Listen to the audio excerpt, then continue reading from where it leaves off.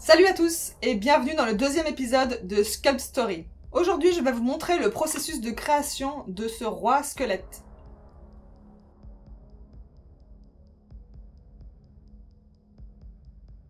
Cette fois-ci, c'est une création unique et originale dans mon univers et avec mon style. Vous allez voir que le travail est bien différent que dans ma première vidéo où je reproduisais le style d'un autre. Pour cette sculpture, j'ai choisi de faire un squelette humain, car mine de rien, j'en ai fait très peu. Et j'ai dû recommencer certaines parties plusieurs fois. Évidemment, comme toutes mes sculptures sont des pièces uniques, malgré déjà une grande expérience, je me retrouve toujours confrontée à de nouvelles difficultés techniques. Souvent, je teste des choses et ça ne marche pas toujours.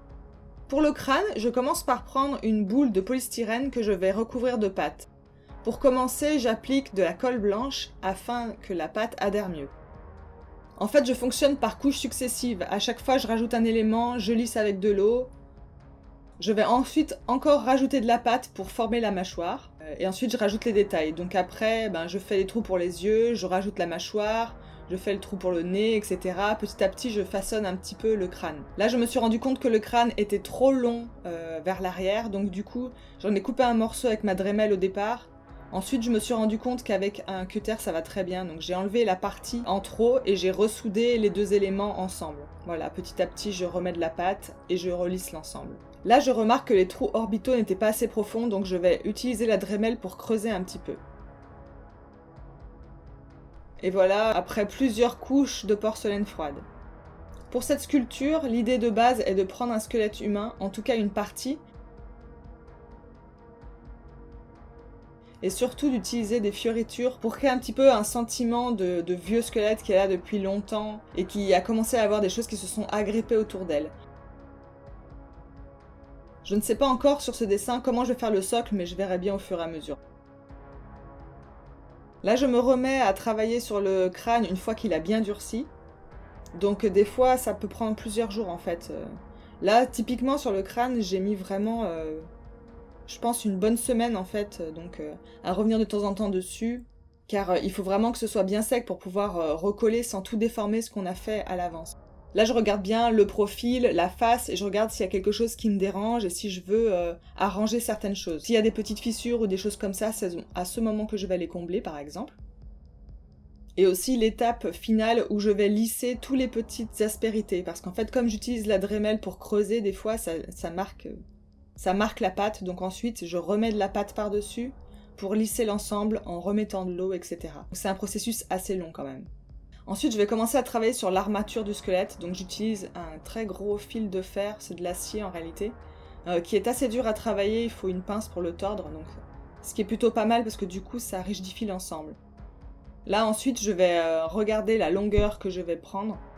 Je vais trouver la forme qui correspond à la courbure de la colonne vertébrale et je vais ensuite y appliquer de la pâte autour afin de pouvoir commencer à créer les os. Là, je me rends compte en fait que la ligne que j'ai faite n'est pas bonne, donc en fait, je vais être obligée de recommencer. Donc là, j'enlève la pâte, je refaçonne l'armature et ensuite je remets de la pâte. Voilà, c'est souvent que je reviens en arrière, que je fais des tests, je regarde ce que ça donne, si ça rend pas bien, je recommence. Ensuite, il n'y a plus qu'à façonner les os un à un. Je m'embête pas trop dans les détails parce que c'est pas mon objectif en fait, donc je vais juste signifier chaque vertèbre.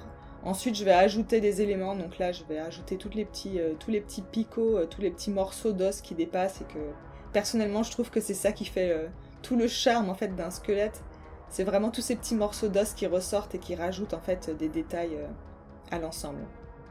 Ensuite, là, c'est un long travail de patience où je vais découper des petits morceaux de pâte pour faire tous les petits nonos sur les côtés là, de la colonne vertébrale.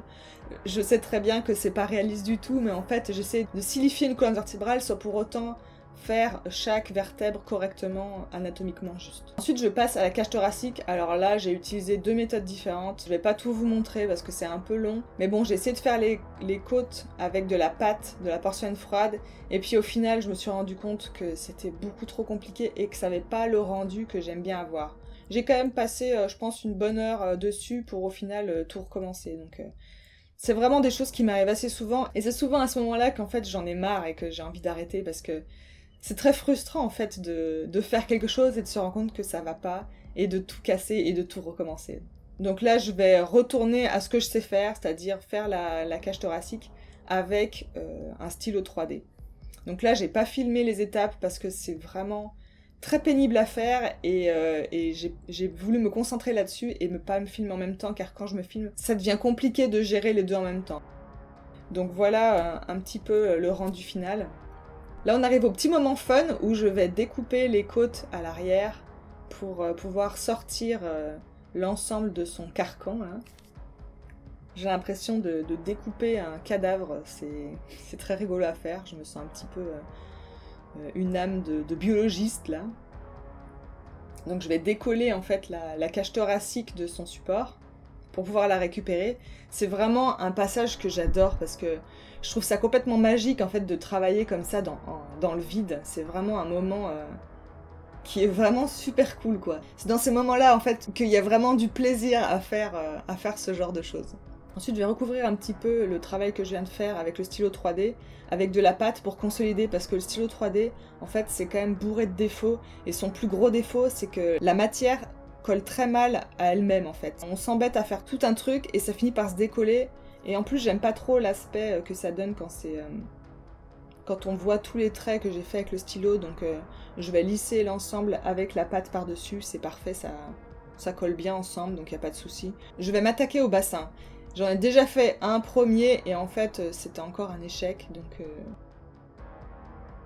je le balance et j'en recommence un autre. Donc celui-là, j'ai mis une armature à l'intérieur, ce qui était beaucoup plus malin de ma part parce que comme c'est une grande surface et que la pâte elle met quand même longtemps à sécher, ça a tendance à se déformer.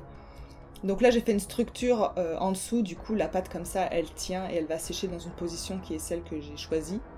Et ensuite je vais pouvoir rajouter les éléments qui font qu'un bassin est un bassin en fait. Donc voilà les petits morceaux de pâte pour signifier ces espèces de trous en bas. Là. Là, le petit moment fun, ça faisait longtemps parce qu'avant je faisais beaucoup de fleurs, surtout en papier, et puis ensuite j'ai fait des fleurs en porcelaine froide. Donc là, ça faisait super longtemps que j'avais pas fait de fleurs et j'avais trop envie d'en mettre dans cette sculpture. Le but là, c'était plus de donner un mouvement plutôt que de faire vraiment des fleurs réalistes. Donc voilà quoi, j'ai juste fait quelques pétales que j'ai assemblés très simplement. Ensuite, nous revoilà sur le squelette. Donc là, je vais m'occuper des clavicules et des épaules.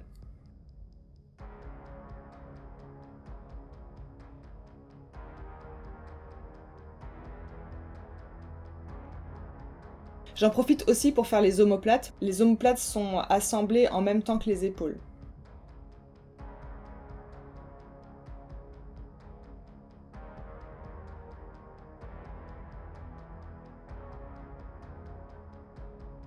Maintenant on passe au socle, donc ce sont juste des ronds de carton que j'ai découpés et que je vais assembler, que je vais coller les uns aux autres. Ce qui est bien avec le carton, c'est quand il est collé comme ça, ensuite quand on plante notre sujet dedans, ça va vraiment être suffisamment dense pour bien le tenir. Donc moi c'est une technique que j'adore. Le petit inconvénient c'est que les socles sont du coup assez légers et de temps en temps je suis obligée de les lester pour pas que la sculpture soit trop légère.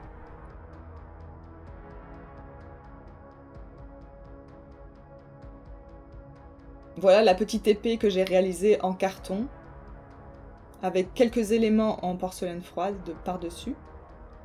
Et là, j'ai appliqué aussi les avant-bras.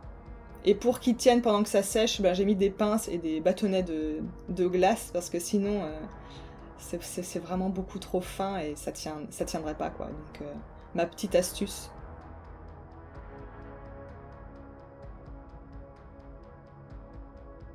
Là, on voit l'élément que je vais rajouter en bas. En fait, je voulais faire un aspect dentelle de cocon.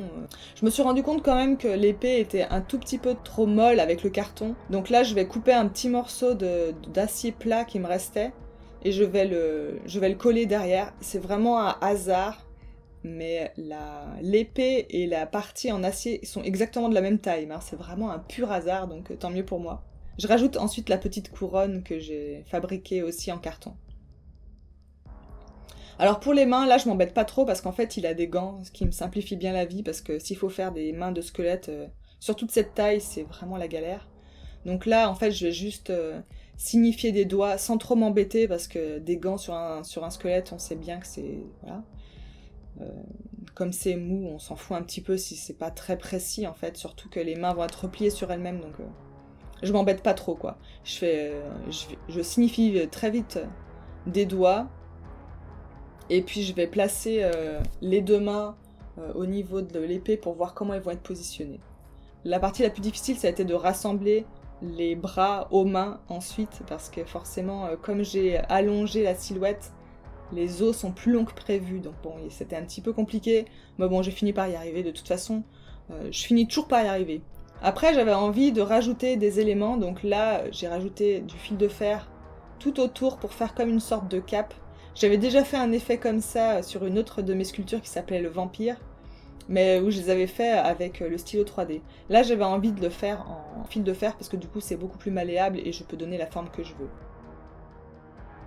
Après, il n'y a plus qu'à rajouter toutes les fioritures, donc tous les petits détails qui, je trouve, donnent à l'ensemble beaucoup plus de richesse. Donc j'ai rajouté des chaînes, j'ai rajouté des petits effets de fil de fer autour de mes structures. J'ai rajouté les fleurs et puis le bas, là, cette espèce de cocon que j'ai rajouté.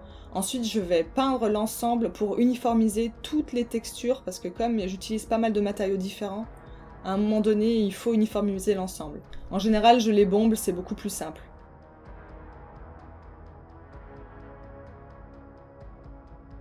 J'avais dans l'idée de faire la sculpture totalement noire et en fait, j'ai eu envie quand même de rajouter quelques détails pour faire ressortir certains éléments de la sculpture. Du coup, j'ai choisi de mettre en avant l'épée et la couronne.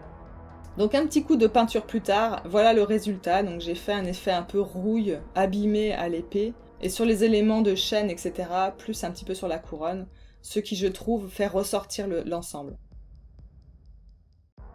Voilà, j'espère que le processus de création de cette sculpture vous a plu. Activez les notifications pour ne pas rater les prochaines vidéos. Et pour ceux qui sont déjà abonnés, on se retrouve bientôt dans une prochaine vidéo. Ciao!